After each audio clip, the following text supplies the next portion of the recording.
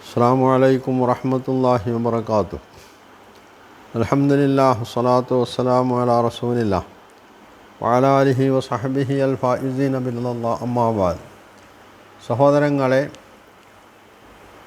സി.എച്ച്. മുസ്തഫ മൂപ്പര് വലിയ നായ സ്നേഹിയായിട്ട് മാറിയിരിക്കുകയാണ്.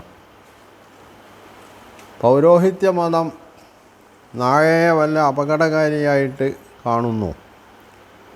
എന്താ പ്രശ്നം എന്ന് വെച്ചാൽ, നായ നജസാണെന്ന് പണ്ഡിതന്മാരിൽ ചിലർ അഭിപ്രായപ്പെട്ടിട്ടുണ്ടെന്നുള്ളതാണ്.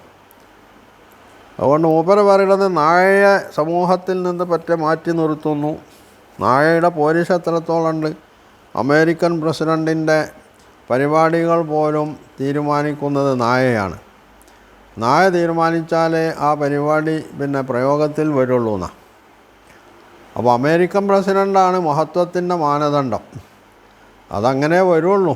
കാരണം സി.എച്ച്. മുസ്തഫയുടെ വഴി എന്താണെന്നുള്ളത് അദ്ദേഹത്തെയും അദ്ദേഹത്തിൻ്റെ ചിന്താഗതികളും ഒക്കെ അറിയുന്ന ആർക്കും മനസ്സിലാക്കാവുന്നേ ഉള്ളൂ.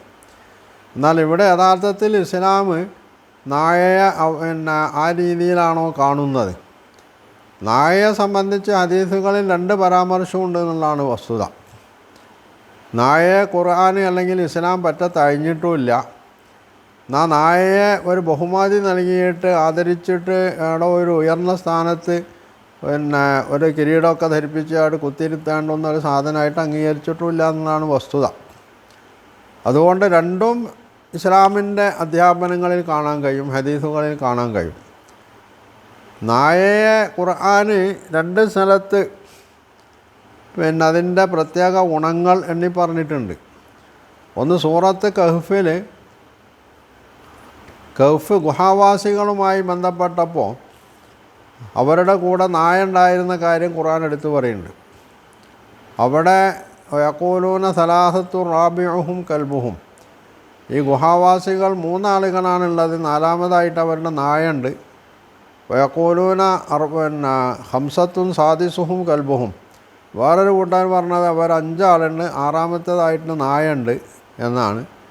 ഇതൊക്കെ ഊഹം പറച്ചിലാണ്. വേറൊരു കൂട്ടർ 7 ആളുകളാണ് അവരുള്ളത്, വസാമിനുഹും കൽബുഹും, 8മതായിട്ട് നായുണ്ട് എന്നൊക്കെ പറയുന്നുണ്ട്. അപ്പോൾ അവിടെ നായ എന്ന് പറയുന്നത് ഇവരുടെ കൂടെ കൂടിയിട്ടുള്ള, അവരുടെ ഒരു കൂടെ തന്നെ അവരുടെ സുരക്ഷിതത്വത്തിന് വേണ്ടിയോ കാവലിന് വേണ്ടിയോ ഒക്കെ കൂടെ കൂടിയിട്ടുള്ള ഒരു ജീവിയാണ് നായ എന്നതിന് മനസ്സിലാക്കാം.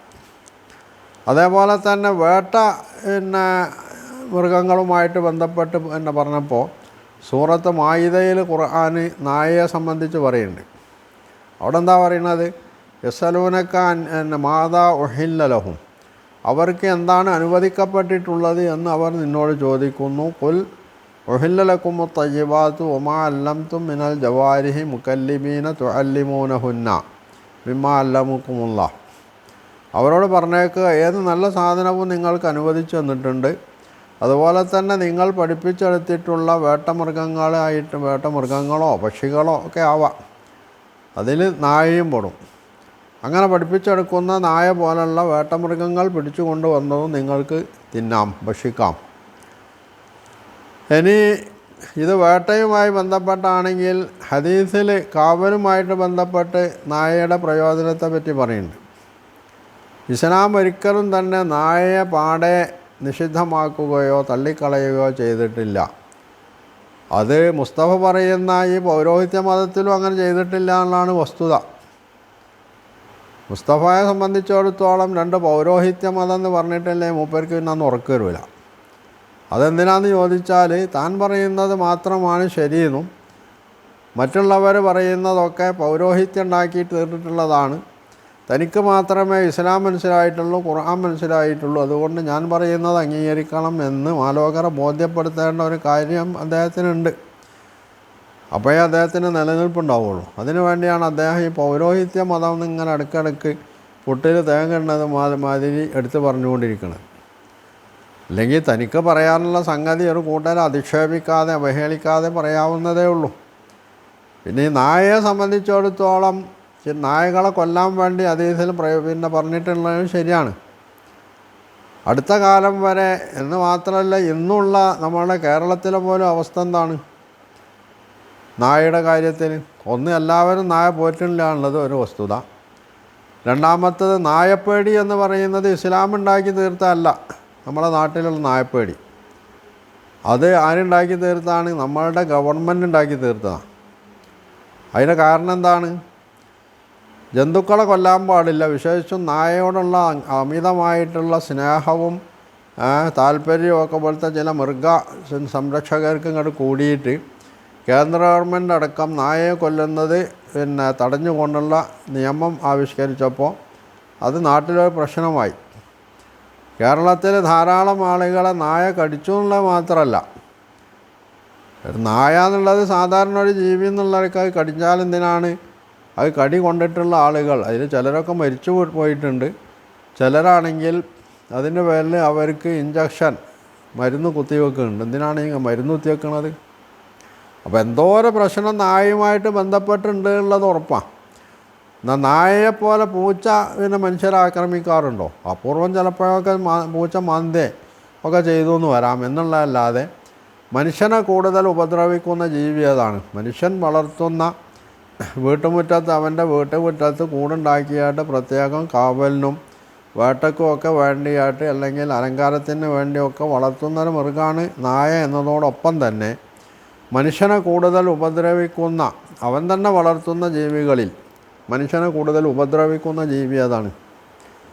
അത് പരിശോധിച്ചാൽ കാണാൻ കഴിയുന്നത് നായയാണ്. നായ കടിച്ചിട്ടുണ്ടെങ്കിൽ പിന്നീട് നമ്മളുടെ വൈദ്യശാസ്ത്രം, ഡോക്ടർമാർ നായ കടി ഏറ്റ ആളോട് പറയലെന്താണ്? കുത്തിവെപ്പ് നടത്തണം. ഇല്ലെങ്കിൽ എന്താ സംഭവിക്കുക? ചിലപ്പോൾ ഇയാൾക്ക് പേ ഇളകിയെന്ന് വരാം. എന്ന് മാത്രമല്ല, ഈ നായയെ എത്ര ദിവസം കെട്ടിടണം, എന്നിട്ട് അതിന് പേ ഉണ്ടോ എന്ന് പരിശോധിക്കണം എന്ന് വരെ ഇവർ പറയുന്നുണ്ട്. അപ്പോൾ എന്നതുപോലെ ഇസ്ലാം ഇത്തരത്തിലുള്ള ഈ പട്ടികളെ റോഡിലൂടെ അലഞ്ഞു തിരിഞ്ഞ് നടക്കുന്ന നായ്ക്കളെ കൊല്ലാൻ വേണ്ടി ഇസ്ലാം നിർദ്ദേശിച്ചിട്ടുണ്ടായിരുന്നുള്ളത് ശരിയാണ്. അത് അടുത്ത കാലം വരെ നമ്മുടെ നാട്ടിലുണ്ടായിരുന്നൊരു സമ്പ്രദായമാണ്, ഏർപ്പാടാണ്. ഈ നിയമം വരുന്നതിന് മുമ്പ് കേരളത്തിൽ നായപ്പിടുത്തക്കാരെന്ന് പറയുന്നൊരു വിഭാഗം തന്നെ പണിയെടുത്തിരുന്നു. ഒരു നായയെ പിടിച്ചാൽ ഇത്ര സംഖ്യ എന്ന് പറഞ്ഞിട്ട് അവർക്ക് പഞ്ചായത്ത് ഓഫീസുകളിൽ നിന്ന് നൽകുമായിരുന്നു. അതെന്തിനായിരുന്നു എന്ന് ചോദിച്ചാൽ ജനങ്ങൾക്ക് ഈ നായയെ കൊണ്ട് ഉപദ്രവം ഉണ്ടാവരുത് എന്നതുകൊണ്ടാണ്. ഈ ഇത്തരത്തിലുള്ള നായ്ക്കളെ കൊണ്ട് മനുഷ്യൻ ഒരു ഉപകാരമില്ല എന്ന് മാത്രമല്ല, ഉപദ്രവമേ ഉള്ളൂ എന്നുള്ളതാണ് വസ്തുത. വിശേഷിച്ചും ഒറ്റപ്പെട്ട പ്രദേശങ്ങളിലൂടെ ഇരുചക്ര വാഹനങ്ങളിൽ സഞ്ചരിക്കുന്നവരോ അല്ലെങ്കിൽ കാൽനടയായിട്ട് പോകുന്നവരോ ഒക്കെ ഈ നായപ്പേടിയുള്ളവരാണ്. കയ്യിൽ നല്ല ഒരു വടിയില്ലെങ്കിൽ കൂട്ടത്തോടെ വന്നിട്ട് ഈ ഒറ്റക്ക് പോകുന്ന യാത്രക്കാരനെ കടിച്ച് കുടയുന്ന അവസ്ഥയിലാണ് ഇന്ന് കേരളത്തിൽ നായകളുള്ളതെന്നുള്ളതാണ്. അതുമായി ബന്ധപ്പെട്ട് ഇപ്പോഴും കേസ് നടന്നുകൊണ്ടിരിക്കണമുണ്ട്. അപ്പോൾ ഇത് ഇസ്ലാമിൻ്റെ മാത്രം, അല്ലെങ്കിൽ മുസ്തഫ പറയുന്നത് പോലുള്ള മുല്ലാ മതത്തിൻ്റെ, പൗരോഹിത്യ മതത്തിൻ്റെ മാത്രം പ്രശ്നമൊന്നുമല്ല. ഹദീസുകളിൽ ഈ കാര്യം പറഞ്ഞിട്ടുണ്ടെങ്കിൽ അതിനൊരു കാരണമുണ്ട്. മനുഷ്യൻ്റെ സുരക്ഷിതത്വമാണ് ഇവിടെ പ്രശ്നം.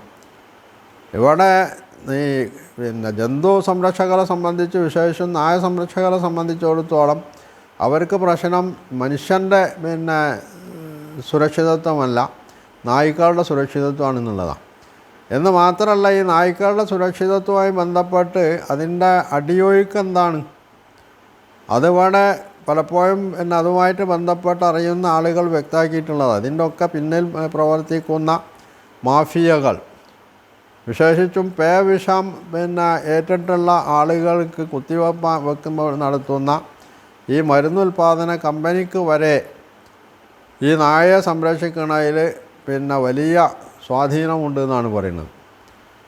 ഈ സംരക്ഷകരെ സംബന്ധിച്ച് അവർക്ക് വേണ്ട എല്ലാ ആനുകൂല്യങ്ങളും കൊടുത്തുകൊണ്ട് അവരെ കൊണ്ട് കേസ് നടത്തിക്കുന്നത് വരെ ഇത്തരത്തിലുള്ള മരുന്ന് കമ്പനികളാണെന്ന് പറയുന്നുണ്ട്. അപ്പോൾ ഇതൊക്കെ അവഗണിച്ചുകൊണ്ട് വേണമെങ്കിൽ മുസ്തഫയ്ക്ക് നായസ്നേഹി ആവണതിൽ വിരോധമൊന്നുമില്ല. പക്ഷെ അത് ഇസ്ലാമിൻ്റെ മുസ്ലിങ്ങളുടെ മേക്കിട്ട് കയറാനുള്ള ഒരായുധമായിട്ട് അദ്ദേഹം ഉപയോഗിക്കുന്നതിലേ നമ്മൾക്ക് അദ്ദേഹത്തോട് വിയോജിപ്പുള്ളൂ. യഥാർത്ഥത്തിൽ മുസ്തഫ പറയുന്ന ഈ പൗരോഹിത്യ മതവും നായയെ പറ്റ പണിക്കുകയോ നായയെ ഒരു നിലക്കും വളർത്താൻ പാടില്ല എന്ന് പറയുകയോ ചെയ്തിട്ടില്ല എന്നുള്ളതാണ് വസ്തുത. അതിൻ്റെ ചില വശങ്ങൾ ചില സാഹചര്യങ്ങളിൽ നായയെ വളർത്തുന്നതും അതിനെ ഉപയോഗപ്പെടുത്തുന്നതും ഒക്കെ അവർ അംഗീകരിച്ചിട്ടുള്ളതാണ്. അതുപോലെ തന്നെ നായയെ കൊല്ലേണ്ടത് ഏത് സാഹചര്യത്തിലാണ് എന്നും ഈ മുസ്തഫ പറയുന്ന ഈ മതം പറയുന്നതാണ് വസ്തുത. അവിടെ സന്തുലിതത്വമാണ് യഥാർത്ഥത്തിൽ ഇസ്ലാം കൈക്കൊണ്ടിട്ടുള്ളത്.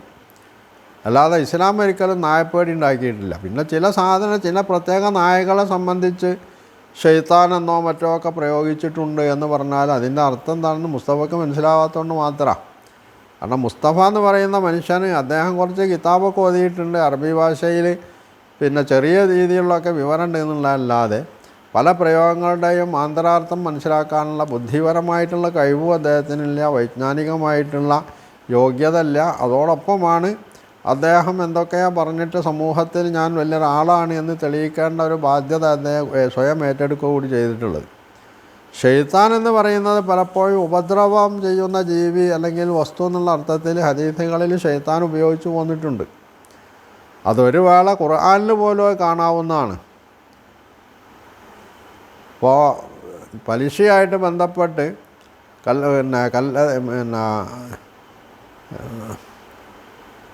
ഖുർആൻ സൂറത്ത് ബഖറയിൽ പറഞ്ഞിട്ടുള്ള ഒരു വാചകം തന്നെ എന്താണ്? മസ്സത്തുഹു ഷയാത്തീനു ഷയാത്തീൻ, ഷെയ്ത്താന്മാർ എന്താണ് ബാധിച്ചിട്ടുള്ളവർ. അവിടെ ഷെയ്ത്താൻ എന്ന് പറഞ്ഞിട്ടുണ്ടെങ്കിൽ അവർക്ക് ദ്രോഹകരമായിട്ടുള്ള പ്രയാസകരമായിട്ടുള്ള രോഗം ബാധിച്ച് ഞരമ്പ് രോഗമൊക്കെ ഉണ്ടായിട്ട് വീണു എഴുന്നേറ്റ് നടക്കുന്ന ആളുകൾ എന്നുള്ള അർത്ഥത്തിൽ അവിടെ ഷെയ്ത്താൻ എന്നുള്ള പ്രയോഗിച്ചിട്ടുണ്ട്. അപ്പോൾ ഇതുപോലെ ഹദീസുകളിൽ ചില നായ്ക്കളെ സംബന്ധിച്ച് ദ്രോഹം ചെയ്യുന്നത് എന്ന അർത്ഥത്തിൽ നായയെ സംബന്ധിച്ച് പറഞ്ഞിട്ടുണ്ട്, വേറെ പല വസ്തുക്കളെ സംബന്ധിച്ചും പറഞ്ഞിട്ടുണ്ട്. എന്നല്ലാതെ അത് മറ്റേ ഷെയ്ത്താനെ പോലെ എന്ന് പറഞ്ഞാൽ ജിന്നിൽ പെട്ട ഒരു ഷെയ്ത്താനെ പറ്റിയുള്ള പരാമർശമുണ്ട്. ആ ഷെയ്ത്താനെ പോലുള്ള സാധനമാണെന്നൊന്നുമല്ല ഇസ്ലാം അതുകൊണ്ട് അല്ലെങ്കിൽ ഹദീസിലെ കൊണ്ട് ഉദ്ദേശിച്ചിട്ടുള്ളത്. പിന്നെ നായ നജസാണോ അല്ലേ? ഇത് യഥാർത്ഥത്തിൽ പണ്ട് കാലം മുതൽക്കേ മുസ്ലിങ്ങളുടെ അല്ലെങ്കിൽ അഭിപ്രായ വ്യത്യാസമുള്ളൊരു സംഗതിയാണ്. മുസ്ലിം സമൂഹത്തിലെ മുജ്തഹിദുകളായിട്ടുള്ള പണ്ഡിതന്മാർ നായയുമായി ബന്ധപ്പെട്ട ഹദീസിൻ്റെ അടിസ്ഥാനത്തിൽ ഇമാം ഷാഫിയെ പോലുള്ള ആളുകൾ നജസാണെന്ന് പറയുന്നുണ്ട്, ഇമാം മാലിക്കിനെ പോലുള്ള ആളുകൾ നജസല്ല എന്നും പറയുന്നുണ്ട്. അപ്പോൾ അത് വെച്ചിട്ട് താനിതവർ കണ്ടുപിടുത്തം നടത്തിയതാണിത് എന്ന് വരുത്തി തീർക്കണ നിലക്ക് നായ അത് എന്താണ് ഈ പറയുന്നത് പോലെ കൊല്ലപ്പെടേണ്ടതല്ല, അത് വളർത്തപ്പെടേണ്ടതാണ്, സംരക്ഷിക്കപ്പെടേണ്ടതാണ് എന്നൊന്നും താൻ കണ്ടുപിടിച്ച ഒരു സംഗതിയായിട്ടൊന്നും അവതരിപ്പിക്കേണ്ടതില്ല. ഇത് മുസ്ലിം സമൂഹത്തിൽ പണ്ടേ അഭിപ്രായ വ്യത്യാസമുള്ളൊരു സംഗതി, അത് തൻ്റേതായിട്ട് മുസ്തഫ അവതരിപ്പിക്കുന്നു എന്ന് മാത്രമേ ഉള്ളൂ. അങ്ങനെയാണല്ലോ വൈക്കം മുഹമ്മദ് ബഷീറിൻ്റെ കഥാപാത്രത്തിൻ്റെ റോളാണ് യഥാർത്ഥത്തിൽ പലപ്പോഴും മുസ്തഫ അഭിനയിക്കാറുള്ളത്. അതിൻ്റെ ആൾ നമ്മളാണെന്ന് പറഞ്ഞ എട്ടുകാലി മമ്മുഞ്ഞിയെ പോലുള്ള ഒരു റോള്. ഇത് യഥാർത്ഥത്തിൽ മുസ്തഫയെ പോലുള്ള ആളുകളുടെ അല്പത്വത്തെയാണ് കാണിക്കുന്നത് എന്ന് അദ്ദേഹം മനസ്സിലാക്കുകയാണെങ്കിൽ അദ്ദേഹത്തിന് നല്ലതാണ്. അല്ലെങ്കിൽ അല്പൻ അർദ്ധരാത്രിയിലും കുടപിടിക്കും എന്ന് പറഞ്ഞ അവസ്ഥയിലാണ് അദ്ദേഹം ഇപ്പോൾ ഉള്ളത് എന്നത് ഒരു വസ്തുതയാണ്. ആ വസ്തുത അദ്ദേഹത്തിന് തള്ളിപ്പറയാൻ കഴിയില്ല. അതാണ് ഇവിടെ സംഭവിച്ചിട്ടുള്ളത്.